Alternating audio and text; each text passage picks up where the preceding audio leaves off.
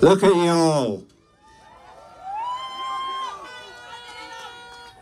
I've actually written some things down, which I've never done before in my life, but I'm taking this very seriously. So, but it's fantastic to see you guys all here today. I feel a real strength and warmth coming from everybody in this little gathering here. And it was a huge honour to walk down the Strand and down Whitehall with you all. So thank you for giving me that opportunity. I know we're here for Julian Assange. All right, bear with me. I've got some names on this piece of paper, people to whom I wish to refer. The first, of course, is Julian Assange himself, a journalist, a courageous shiner of light into the dark places from which the powers that be would dearly like to have us turn away. Julian Assange, a name to be carved with pride into any monument to human progress. Julian is why we are here today, but this is no parochial project. We are today part of a global movement that might be the beginning of the global enlightenment that this fragile planet so desperately needs.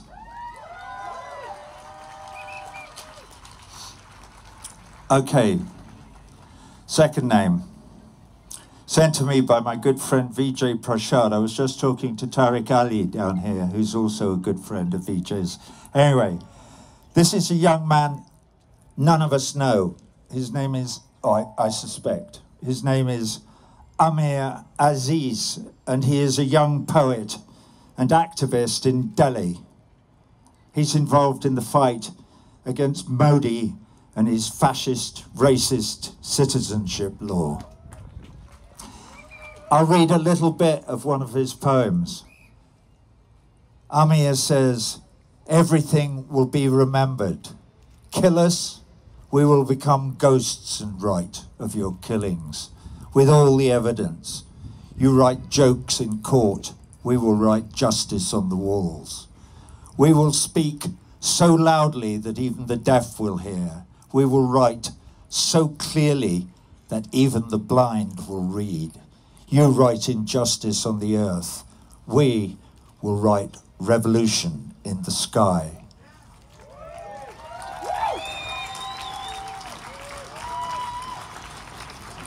I think this kid's got a future. Anyway, can I have a sip of water? Thank you. Take this outpouring of the human spirit from India is taking place in a time of revolt when the fetters of propriety are set aside. Thank you so much. Christ, it looks like it's going to bite my nose.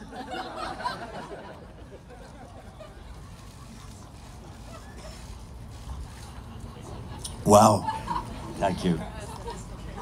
Okay.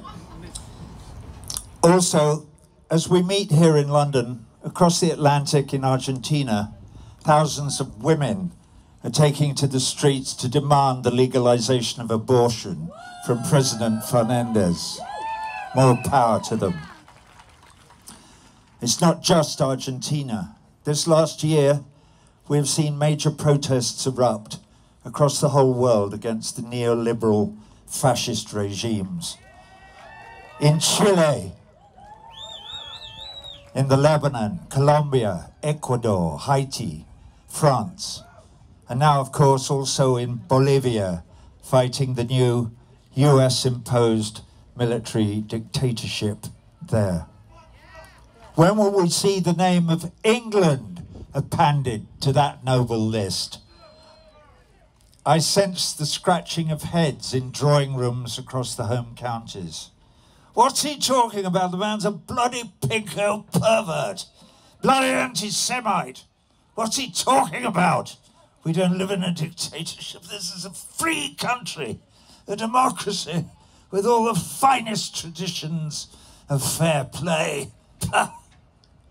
Well, I've got news for you, disgruntled of Tunbridge Wells. We like to think this is a free country, but are we really free? Why? When Julian Assange is brought to the dock in the tiny magistrate's court inside Belmarsh prison, there are so many seats occupied by anonymous American suits, whispering instructions into the attentive ear of the prosecution's lead barrister, James Lewis, QC. Why? Because we don't live in a free country. We live in a glorified dog kennel. And we bark and or wag our tails at the bidding of our lords and masters across the pond. What? Well, hang on, I've only just started.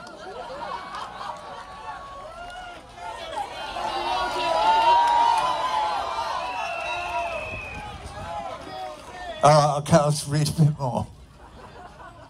By popular demand. I stand here today in front of the Mother of Parliaments, and there she stands, blushing in all her embarrassment. And just upstream from here is, anyway, there's all kinds of stuff about Runnymede and Magna Carta and habeas corpus and blah, blah, blah, blah, blah, blah.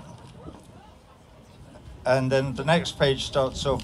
We do, however, have an extradition treaty with the USA in the first paragraph of Article 4, blah, blah, blah, extras, blah, blah, blah, political act, blah, blah, blah, blah, blah, blah. Okay, this bit's more entertaining. Yesterday, in front of Battersea Power Station with my pig, I did a tea interview for Sky News to promote this event. There was no visual link, so my only contact with the lady asking me questions was via an earbud on a curly wire. I learned something about telling truth in the phrasing of her questions to me.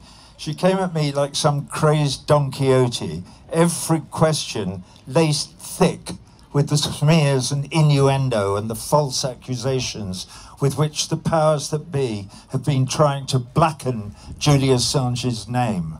She rattled off the tired but well-prepared narrative and then interrupted constantly when I made reply. I don't know who she is. She may mean well. If she does, my advice to her would be to stop drinking the Kool-Aid, and if she actually gives a fig for her chosen profession, get her sorry ass down here and join us.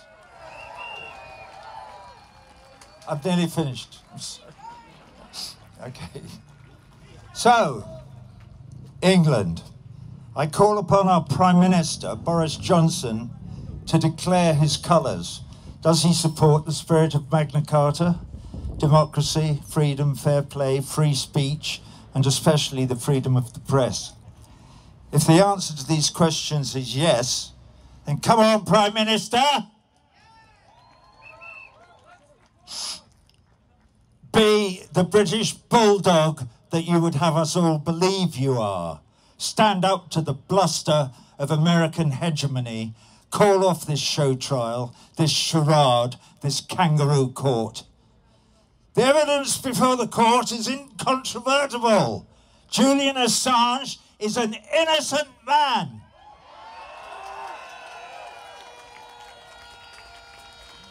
Okay, I've nearly found it. Blah, blah, blah, blah, blah. Call on you to free him today, blah, blah, blah. Okay. I cannot leave this stage without mention of Chelsea Manning, who provided some of the material that Julian published. Chelsea has been in a federal prison for a year, incarcerated by the Americans for refusing on principle to give evidence to a grand jury specifically convened to make an example of Julian Assange. What courage. They're also fining her $1,000 a day. Chelsea, from across the pond, yours is another name to be carved in pride. I've been reading the latest on your case, and it looks as if your legal team, blah, blah, blah, blah, blah, blah, blah, blah. True hero. One more. Also Daniel Hale. Daniel is a whistleblower you may not know of yet. He was in a great documentary movie, National Bird, Sonia Kennebec, blah, blah, blah, blah, blah, drone program, blah, blah, blah, blah, blah. They pursued him remorselessly, blah, blah, blah, blah, blah, blah, blah, blah. Okay. Oh yeah, I like this bit, hang on. Daniels is another name to be carved in pride.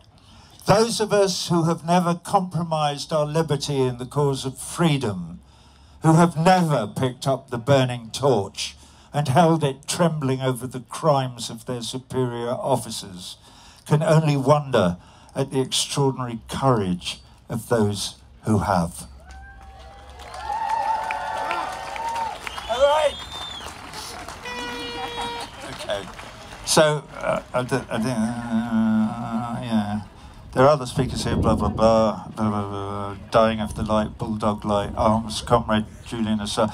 And when the lackeys of the American empire come to take him, to destroy him, and hang him in the hedge as a warning to frighten future journalists, we will look them in the eye and steadfast, with one voice, we will intone, "Over our dead bodies!"